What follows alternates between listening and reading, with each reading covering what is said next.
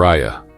This development places immense pressure on President Bashar Al-Assad's regime, which denies rumors of the president fleeing the country amidst intensified military withdrawals from Damascus.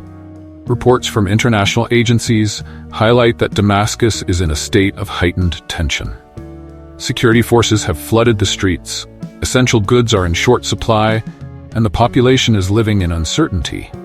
The situation underscores the rapidly deteriorating state of governance and infrastructure in the capital. Turkish President Recep Tayyip Erdogan expressed hope for peace in Syria, emphasizing a vision of a country where diverse identities coexist.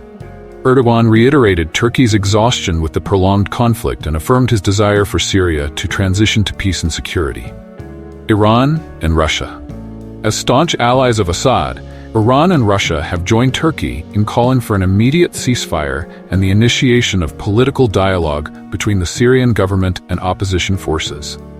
This trilateral initiative aims to de-escalate the crisis and reduce harm to civilians.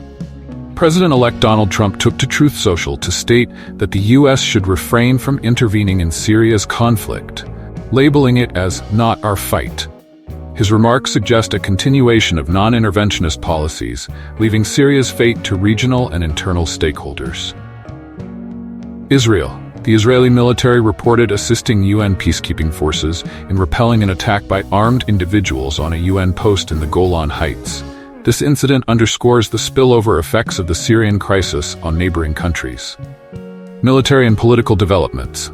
Opposition forces, including those operating under the Free Syrian Army, FSA, and other insurgent groups, have reportedly entered major cities such as Homs and are encircling Damascus.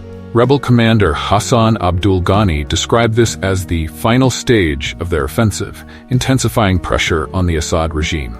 Protesters in Germania brought down a statue of Hafez al-Assad, Bashar's father, signaling widespread dissatisfaction with the regime. International mediation. The foreign ministers of Russia, Iran, and Turkey convened to emphasize Syria's territorial integrity and advocate for a political solution. These efforts aim to avert further bloodshed while maintaining regional stability.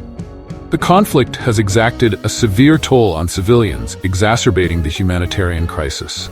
Reports from Damascus indicate that residents are grappling with shortages of staple foods and access to basic services. International actors, including the UN, are urging for a ceasefire to facilitate humanitarian aid and protect civilians from further atrocities. The crisis reflects the complex interplay of regional and global powers in Syria. While the US appears to be stepping back, countries like Iran, Russia, and Turkey are actively shaping the conflict's trajectory. Future of Assad's regime. With rebels at the gates of Damascus, Assad's hold on power is increasingly precarious. The regime's survival may depend on external support and its willingness to engage in meaningful political dialogue. The conflict's spillover effects, including tensions on the Golan Heights and refugee flows into neighboring countries, underscore the broader implications for Middle Eastern stability. The advance of rebel forces toward Damascus marks a pivotal moment in the Syrian civil war. While calls for a ceasefire and dialogue offer a glimmer of hope, the path to peace remains fraught with challenges. The international community must prioritize civilian protection, support diplomatic efforts, and address the underlying issues driving the conflict to ensure long-term stability in Syria and the region. The King Kong has spoken. Like, share, comment, and subscribe.